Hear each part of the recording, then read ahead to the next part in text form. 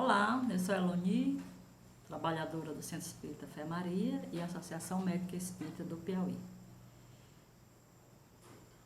Hoje nós vamos falar sobre mediunidade, as considerações gerais, a classificação e o desenvolvimento da mediunidade.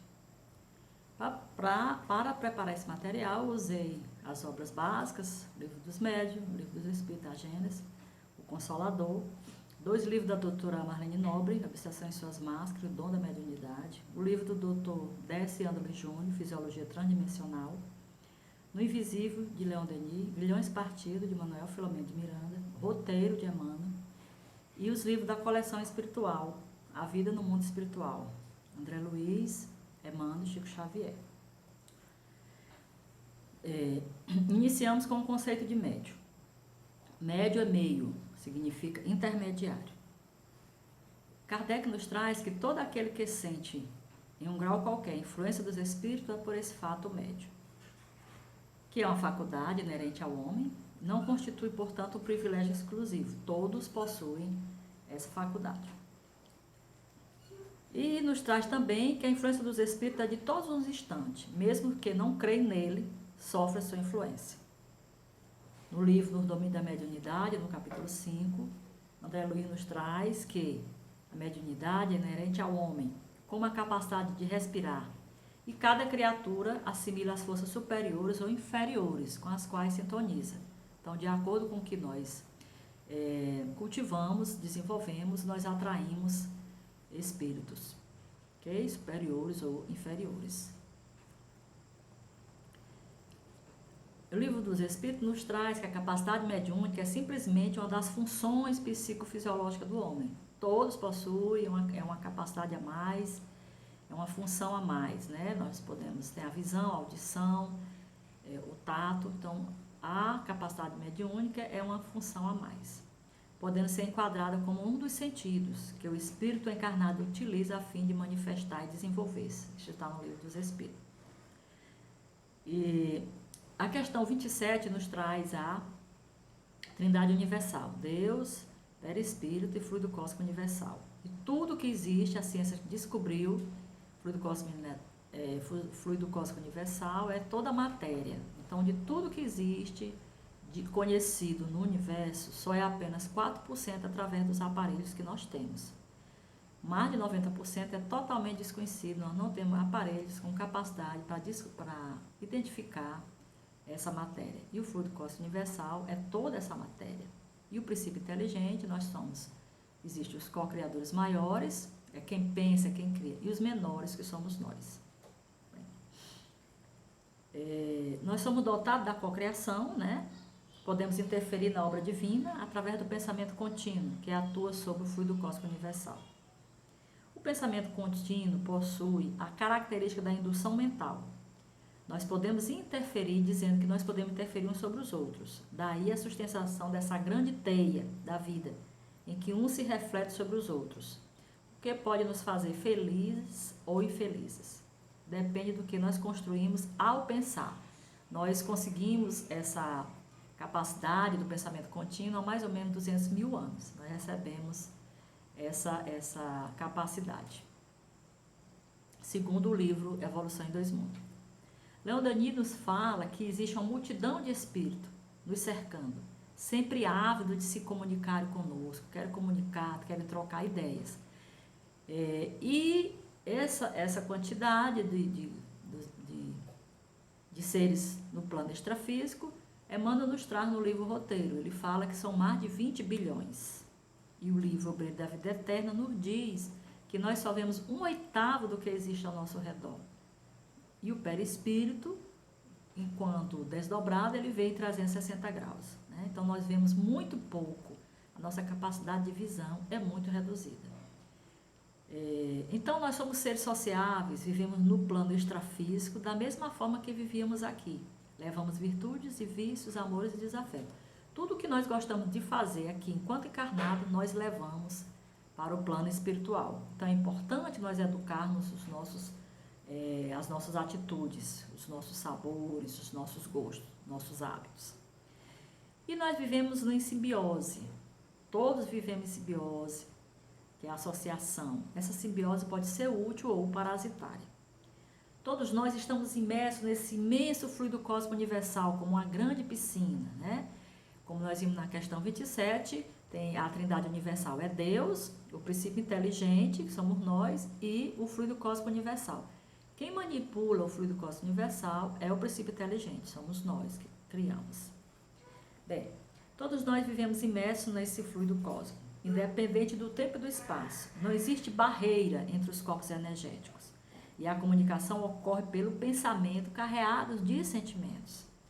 E devemos observar que tipo de sentimentos nós cultivamos no dia a dia, que são os patógenos, né? Ter cuidado com os patógenos da alma, a cólera, falar mal da vida alheia, que são a maledicência, desvario do sexo e demais vícios. Se nós praticarmos essas cóleras, essa raiva, essa intolerância, eles possuem vigoroso magnetismo animal. Nós liberamos energia que alimenta os irmãos que nos cercam, que desencarnaram com esses vícios de sentimentos e de comportamento. Daí a importância da gente cultivar a paciência, né? A paz, a tolerância. E a doutora Marlene nos traz também o livro Evolução em Dois Mundos, qual a origem das simbioses mentais. Nos fala que em épocas remotas, em tribos, quando nós vivíamos em tribos, ao desencarnar nós não sabíamos de nada que estava acontecendo. Infelizmente, ainda temos muitos irmãos que desencarnam nessa situação. E Deus, Ele nos dotou do apego aos afetos, às construções materiais, à alimentação, para que a saudade do plano extrafísico não nos levasse ao suicídio.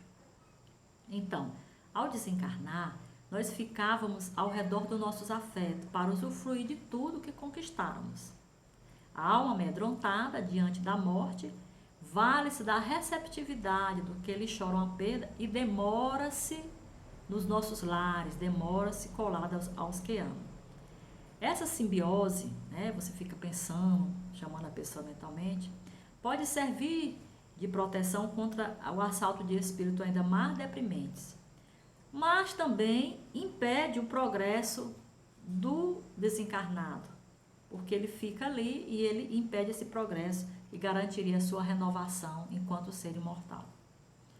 Bem, todos nós possuímos esse sentido. No entanto, algumas pessoas atuam como porta-voz de entidades e espíritos. Nós vamos falar no desenvolvimento da mediunidade, né? Então, são pessoas que vêm com essa função. E a mediunidade depende do grau de moralidade. É muito importante a gente lembrar que o perispírito não está preso no corpo físico. Ele encontra-se no centro de forças e arraigado no sangue, segundo o livro Evolução em Dois Mundos. E o perispírito se exterioriza, desarticula, ele se solta. Toda noite ao dormir nós desdobramos, toda noite.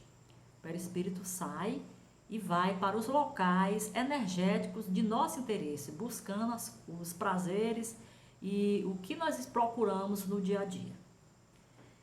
Em toda manifestação mediúnica há uma exteriorização dessa sensibilidade. O perispírito, na sua porção astral, se expande de acordo com o chakra principal a ser usado, ou todos os chakras podem se expandir. A parte astral do perispírito, que são 3 partes, é causal, astral e duplo etérico. A parte astral se expande, levando a energia do duplo etérico para poder, né, se expandir, captando um pouco dessa energia para ele se manifestar, para poder ter as manifestações. Bem, nós só devemos lembrar que as manifestações mediúnicas também ocorrem no plano extrafísico. Existe clarividência, existe materialização de seres angélicos nas colônias. Então, as manifestações também ocorrem entre espírito desencarnado, ok? O livro O Consolador nos traz na questão 388 que é importante identificar a especialidade e desenvolver essa especialidade, né? Cada médium, o médium ostensivo, no caso, ele traz uma especialidade, a clarividência, a psicofonia, a psicografia. E Chico Xavier começou a participar de algumas reuniões de materialização e seu guia o orientou que o trabalho dele não era aquele, para ele se restringir ao planejamento reencarnatório dele, que era a divulgação da palavra, da imortalidade da alma, né? Que publicou mais de 500 livros. Bem, a exteriorização da sensibilidade, ou chamamos também desarticulação das forças anímicas, é que permite essa liberação do ectoplasma dos centros perispiríticos. Então, quais são as especialidades? Vamos citar algumas. A clarividência, clareaudiência, telepatia, psicografia, psicofonia, psicometria, materialização, ok? E nos sonhos a gente toda noite desdobra e pode ir a locais bem distantes em busca dos nossos prazeres, né? O que nos dá prazer? É o estudo? O que é que nos dá prazer? Então, nós vamos em busca disso quando sonhamos, quando dormimos, ao desdobrar. Eu trouxe aqui a psicofonia inconsciente, né? Porque muitas pessoas têm dúvida. Então, nós temos, é chamado também de psicofonia sonambúlica. Nós temos no livro No Domínio da Mediunidade, a Médio-Celina, bem descrito, e no livro também Grilhões Partido, de Manuel Filomeno de Miranda, no capítulo 16. Nesse tipo de manifestação, o perispírito do médium fica ligado apenas pelo cordão prateado. Ele sai completamente. A sua posição é de extrema passividade, mas ele domina, através de fios magnéticos, mentalmente a entidade, né? Às vezes a entidade chega falando que está amarrado, quem foi que prendeu. E por que prende? É por suposição moral, que irradia esses fios magnéticos e faz a contenção do irmão em sofrimento. O espírito, ele está sempre presente para qualquer intercorrência. No livro Grilhões Partido, fala que a questão do Joel, né, que era o médium, cita, seu corpo físico dormia profundamente, disciplinado, porém, o seu espírito lúcido, desdobrado, permanecia atento ao lado da equipe espiritual. O Dr. Décio Andoli Júnior nos traz que existem tipos de consciência. Tem a consciência intelectual, que é do espírito, e a consciência orgânica e a vegetativa. Quem está dormindo é o corpo físico, mas o espírito está completamente lúcido, ao lado da equipe, auxiliando o irmão em sofrimento a se manifestar através do instrumento do seu corpo físico. Ok? Então, vamos passando para a segunda parte. Nós temos a classificação de mediunidade, quanto à intensidade, né? Existem os graus diversos. Aquele mais acentuado nós chamamos de médios ativos, médios ostensivos, mas todos somos médios, né? Precisamos desenvolver. Bem, a mediunidade ela varia ao infinito quanto ao grau. Ela vai dar desde a simples inspiração, a simples indução, a obsessão, que é a mediunidade patológica, ou a mediunidade gloriosa, que é a mediunidade dos santos. Então, tem os dois extremos, né? A mediunidade patológica, que é a obsessão, e a mediunidade gloriosa, que é a dos seres angélicos. E existe nesse meio vários graus diversos. A mediunidade patológica, que é a obsessão, é a associação de forças, é o domínio que alguns espíritos têm sobre certas pessoas. Isso está no livro dos médiuns. E a mediunidade pode se apresentar de 1000 modos, mas o significado é sempre o mesmo: a associação de almas em desajuste, comprometidas em aflitivas provações que se encontram no devido tempo para os reajustes necessários. Né? Então, dessas simbioses, nós temos muitas neuroses, né? Doenças mesmo. E nós temos no livro Missionário da Luz o termo vampiro, aplicado a essa situação. Vampiro é toda entidade ociosa, todo irmão ocioso, né, desencarnado, que se vale das possibilidades alheias. E o vampirismo espiritual ou parasitose mental é uma expoliação completa do indivíduo que se encontra a ele ligado. Nós temos também essas associações entre encarnados e desencarnados, né, que sugam as energias um dos outros. Bem, a parceria no caso da mediunidade patológica, existem 3 tipos de parceria. Parceria para a prática do mal, que nenhum crime é praticado sozinho. Durante a noite existem esses intercâmbios orientando.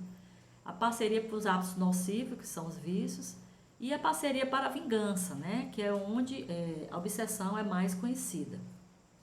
O livro Ação e Reação nos alerta que existe no plano espiritual inteligências cruéis que governam as cidades localizadas nas regiões densas da dimensão vibratória.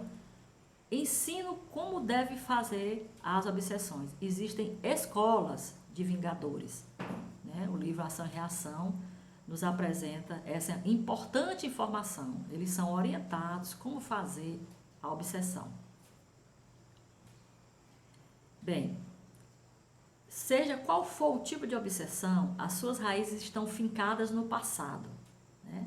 Existências passadas, coisas que nós fizemos, matrizes, carimbos no nosso corpo causal. Todas as obsessões, suas raízes estão fincadas nas nossas existências passadas. Qual é o meio de vencer a obsessão?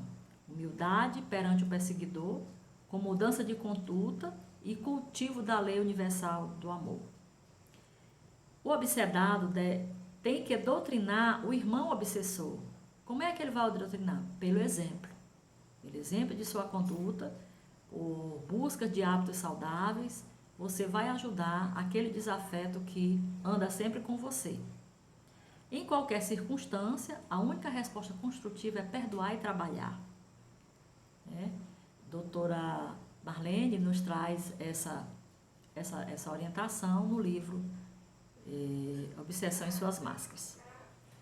A classificação quanto ao agente causal, quem causa a manifestação mediúnica. Nós temos o agente anímico, que é quando o encarnado se manifesta. Algumas pessoas confundem o animismo com misticismo. O misticismo é quando a pessoa está fingindo que está recebendo uma mensagem. O animismo não. O animismo já é uma porção do encarnado que se exterioriza e manifesta, pode se manifestar, né? E ao agente causal espirítico, é quando o espírito se manifesta. E a manifestação anímica e espirítica é quando o encarnado e o desencarnado se manifestam. Vamos ver alguns exemplos. A classificação conta ao ponto de vista do fenômeno, que é por onde a doutrina ficou mais conhecida. Existem os efeitos físicos, que foi que popularizou o espiritismo. Ruídos, pancadas, né? Deslocamento de corpos sólidos. Esses efeitos físicos, alguns são espontâneos. A pessoa nem sabe que está liberando ectoplasma para aqueles eventos. E outros podem ser provocados. Os efeitos inteligentes são os que são mais aptos a receber e a transmitir comunicações inteligentes. Então, a manifestação anímica é aquela em que o encarnado está entre duas realidades, a realidade física e extrafísica. Gente, nesse momento aqui, nós estamos compartilhando 3 universos paralelos, que eu tenho consciência. Esse que nós estamos conversando, o universo paralelo dos micro-organismos que estão aqui. Se nós fizermos uma raspagem aqui em qualquer local desse ambiente, colocar numa lâmina, corar e botar no microscópio, nós vamos ver milhões de micro-organismos. E nós temos também o plano extrafísico dos guias espirituais que estão aqui presentes, que sempre nos acompanham. São esses bilhões de desencarnados que nos acompanham, né? Que Leon Denis se refere. Bem, então, exemplos de fenômeno anímico: telepatia, telecinesia, projeção de duplos e autoobsessão. A telepatia, nós temos muita questão da dominação telepática, né? Dentro de pessoas que moram sob o mesmo teto, onde nós encontramos os nossos desafetos, existe muito essa situação, né? Que as pessoas podem estar tendo aquela briga mental, não estão se aceitando, né? A telecinesia, nós temos a transporte de objetos, né? De um local para o outro, porque essas energias são todas quânticas, né? São atemporais, não locais e são instantâneas também. Bem, a projeção de duplos, através do desdobramento, pode ter a bicorporeidade, você pode se apresentar em 2 locais diferentes. A dupla vista, nós estamos aqui nesse momento, nós podemos ver coisas que acontecem a longa distância e podemos aviso ao leito de morte, né?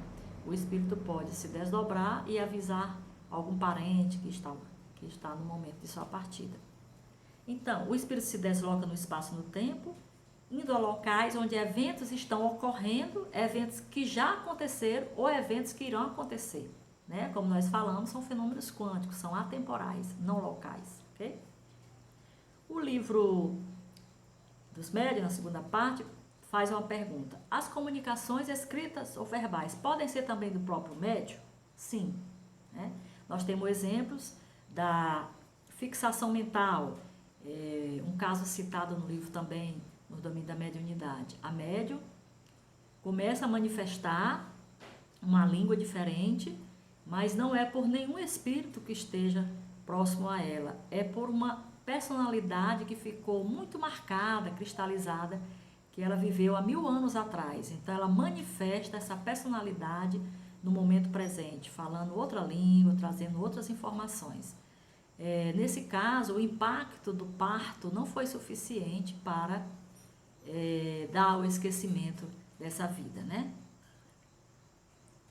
Os fenômenos espirídicos, nós temos a psicofonia, psicografia, a garganta ectoplasmática. Os guias espirituais daquele ambiente podem colher o fluido cósmico ali daquele ambiente e formar o que eles quiserem. E aí eles fazem uma garganta para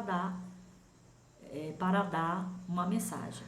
Tem a tipologia, que são pancadas, pneumatografia, transporte, materialização, ok? Então, esse fenômeno mediúnico também, esses fenômenos existem também no plano espiritual, como nós já falamos, né? Então, o que é que muda? Muda só o plano energético que nós estamos, mas nós continuamos os mesmos. Isso é importante a gente entender. Nós continuamos a nossa caminhada evolutiva.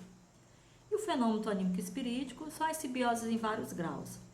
Nós temos o caso do Antônio, simbiose em vários graus. Nós temos também um caso no livro no domínio da mediunidade, que o médium Antônio Castro se desdobra, vai ao plano extrafísico, recebe uma mensagem de um ex-companheiro do grupo mediúnico e traz a mensagem. Então, é um fenômeno anímico, porque o Antônio Carlos se desdobrou, e é espirítico, porque ele trouxe a mensagem. Bem, passamos para a última parte, o desenvolvimento da mediunidade. O livro O Consolador, a questão 387, pergunta: qual é a maior necessidade do médium para ele poder desenvolver as suas habilidades? E a resposta: evangelizar-se antes de se entregar às grandes tarefas doutrinárias, por de outro modo poderá esbarrar sempre com o fantasma da vaidade, do personalismo, em detrimento da missão a cumprir. A doutora Marlene nos traz que os médios são como árvores, as raízes devem estar no estudo, por isso que a doutrina chama tanto a questão da instrução, e a seiva no coração. Que os médios não devem lidar com interesses mundanos, porque é queda certa na vaidade. E ela fala que o médium deve vacinar-se contra o personalismo, buscar o serviço desinteressado ao próximo. São informações importantes. Leon Denis também nos traz uma boa informação sobre como desenvolver a mediunidade com Jesus, né? Então, a boa mediunidade se forma lentamente, no estudo calmo, silencioso, recolhido, longe dos prazeres mundanos e do tumulto das paixões. Ele nos traz isso no livro No Invisível. E o segundo livro da coleção A Vida no Mundo Espiritual, Os Mensageiros, nos traz a informação que existe um preparo orgânico de espíritos para desenvolver a mediunidade ostensiva. Então, antes do espírito encarnar, ele é preparado organicamente, ativado sua pineal, para ele manifestar a mediunidade ostensiva, né? Esses médios são chamados a trabalhos sérios. E para eles fazerem um trabalho, a mediunidade com Jesus, precisa ter todas essas orientações que nós já comentamos. Então, o livro nos traz que os médiuns e doutrinadores saem lá do nosso lar centenas anualmente, aptos ao serviço, preparados organicamente para o serviço. Infelizmente, são muito raros os que triunfam. Nós lembramos aqui que, além desses espíritos que encarnam, já preparados organicamente, com sua pineal ativada, nós também podemos ativar a nossa pineal através do trabalho, através do estudo, trabalho persistente, perseverante no bem, né? Participando do trabalho dentro das nossas reuniões. Então, resumindo o que nós falamos, nós já abordamos 3 tópicos: as considerações gerais, a classificação e como desenvolver a mediunidade com Jesus. Considerações gerais: nós somos todos médiuns, somos seres sociáveis, estamos unidos pelo fluido cósmico universal. Esse fluido serve de propagação do pensamento, que usamos para induzir ideias e comportamento uns nos outros. Nós temos total compromisso e ligação com os seres do plano extrafísico. Então, nós não devemos ficar achando que tudo que acontece conosco, a culpa é dos nossos irmãos desencarnados. Nós temos total responsabilidade nessa simbiose, nessa associação. Quanto à classificação, existe a classificação do grau da intensidade, que vai da simples à intuição, ao máximo grau positivo, que é a mediunidade gloriosa, que nos fala Leon Denis, e o grau máximo negativo, que é a obsessão, que acontece em vários graus, né? A classificação quanto ao agente causal, nós vimos que é a classificação anímica, espirítica e anímica espirítica. Anímica, quando o espírito está encarnado, são os casos dos desdobramentos, né? Espirítica, quando é o desencarnado que manifesta, e anímica espirítica, quando existe um compartilhamento de ações. E a classificação quanto aos fenômenos, são os fenômenos físicos, foi como houve a popularização do espiritismo, e os efeitos inteligentes. No desenvolvimento da mediunidade, é orientada a nos evangelizar, ao autoconhecimento, ao trabalho, praticar o trabalho para reformar-se na persistência do bem, e também que muitos médiuns já encarnam preparados organicamente para isso, mas que nós podemos, na calma, no estudo, lentamente, desenvolver a capacidade mediúnica, né? O importante é o foco, é o objetivo. Qual o nosso objetivo? Trabalhar na seara de Jesus. Muito obrigada pela oportunidade.